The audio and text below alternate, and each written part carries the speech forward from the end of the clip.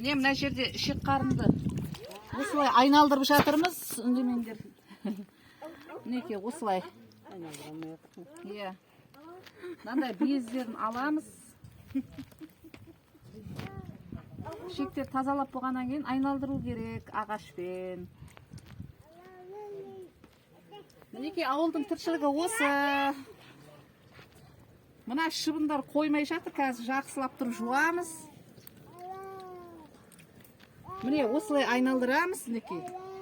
Қазір пықсылап, неге отқа саламыз.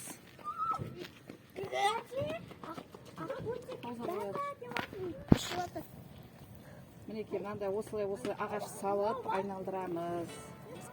Сол кезде мынаны қайнатқан кезде күшті бешбармақпен күшті болады. Алма, телефонда звондап отырмын. Алма мен өзім аламын. Мінекей. Осыған қазір біз салып қыстылаймыз. Ауза. Міне біз айналдырған ішектерді осылай тазалап алдық, тап-таза қылып айналдырдық, тазалап жудық. Тұз салып жатыр. Қазір бір қайнатамыз да пықсып аламыз. Пықсып дейме, не дейді? Болды, пысықлап аламыз. Мына жерде қарынға келдік. Қарынды ыстық суға салып, қарынды пышақпен тазалаймыз.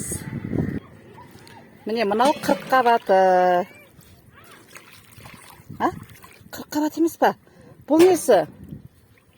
40 қабат мына жерде, кешіріңіздер. Ойбай. Сіз біледі екенсіз ғой, не екен? Қарын не бұл?